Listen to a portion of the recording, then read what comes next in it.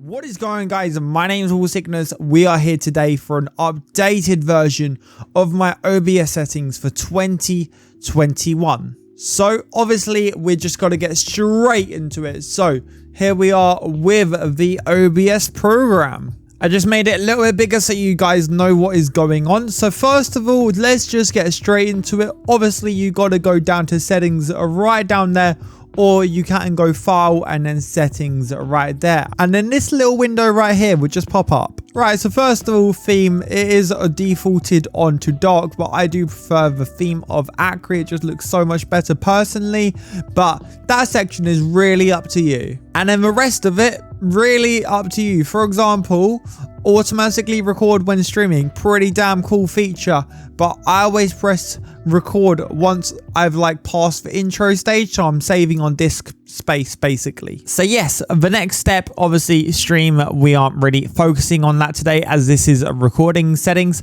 so you just got to go straight to output and go to recording, guys. So my first thing is type. Keep that on standard because the other one is FFmpeg, and obviously we do just want to record in normal standard, you know. This is the highest quality you can ever go on YouTube, and I will show you how to shrink down your file size as well. So yes, obviously next step, recording format. I keep that to MP4. The main reason behind that is because when you're in editing software, if you recorded an MKV or MOV or something, then not every single video editor does actually support that, but MP4 is supported everywhere. And even the Windows 10 movie app supports it, so you can watch back all your clips. So the next one automatically is on number 1, but I select number 2 and 3. The reason behind that is because audio track number 1 is designated for my streaming, and number 2 is for my actual game sound kind of thing, and number 3 is for my microphone.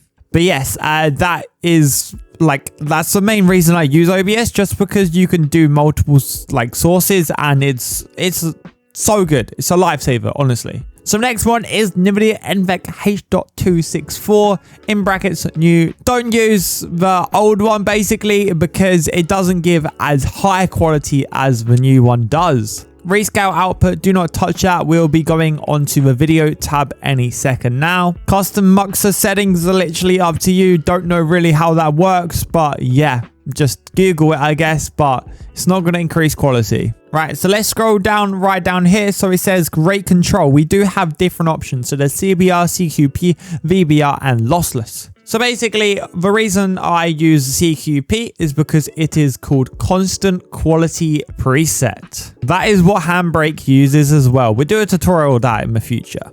So yes, basically it just gives a constant quality. So let's say I'm recording my desktop as I am right now. It's not going to push out 50 megabytes a second because it doesn't need to. It's just keeping a constant quality of what it's going to have. But let's say if you have some Battlefield gameplay up and it's smashing so much grass, then obviously it's going to higher the bitrate. Basically, it alters the bitrate depending on how intense the scene is, if that makes sense. If it doesn't, let me know down below in the comments. I'll try to explain it more, but it's, yeah, basically it tries to keep a certain quality in a preset.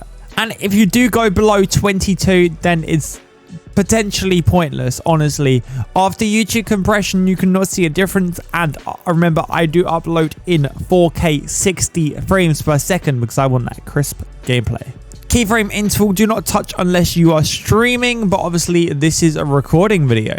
Preset, obviously we got to get that max quality because this is getting the highest quality that you can for your YouTube video or even Vimeo, you know. Profile, set that to high. That is the best setting for you. Look ahead isn't really worth it because sometimes it actually makes your video quality look worse. For example, if you're playing Apex Legends, it's better to turn that off and it saves on GPU usage, you know. So I would always recommend Psycho visual tuning no matter what you're doing. Basically, it says there, enables encoder settings that optimizes the use of bitrate for increased perceived visual quality, especially in situations with high motion at the cost of increased GPU utilization. So that honestly is a lifesaver. Without that, then yes, your gameplay is still going to look good, but not as good as that setting, you know. It's a real lifesaver to me.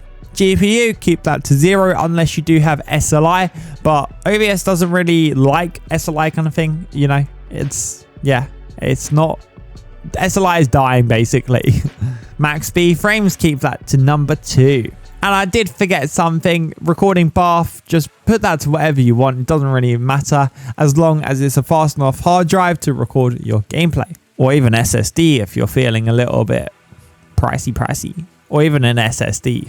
So next tab is your audio. So we're just going to go straight onto there. So desktop audio, I don't know why I have that as default, but basically my main ones is my microphone auxiliary audio for my first one. It is aligning at rear back panel. I don't know why it says all of that jazz. But yes, I do have quite a few to go through and I have all of those too.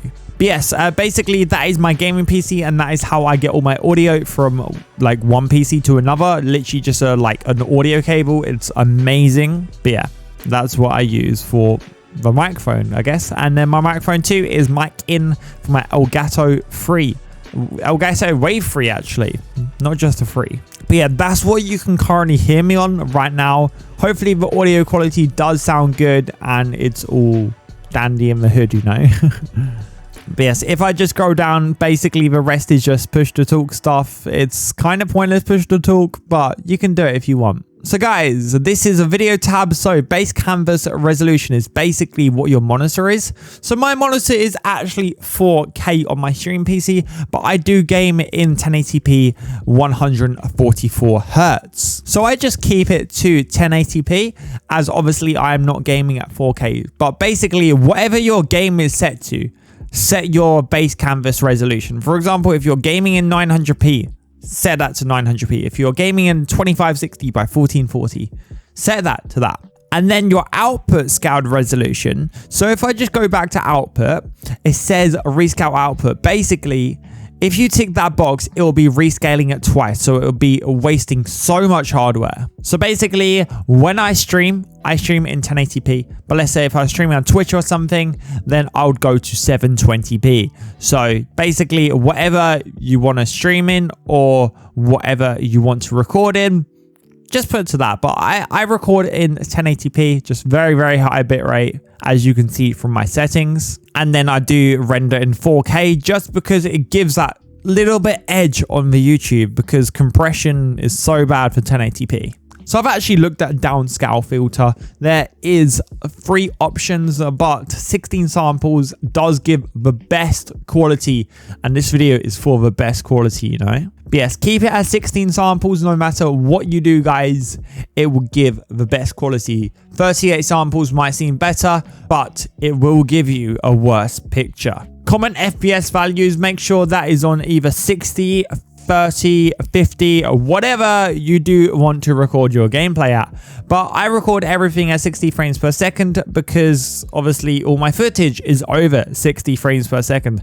Hotkeys, I do not have anything because I do all of that through this little program called a Stream Deck. Basically, it's a Stream Deck that I got from Amazon.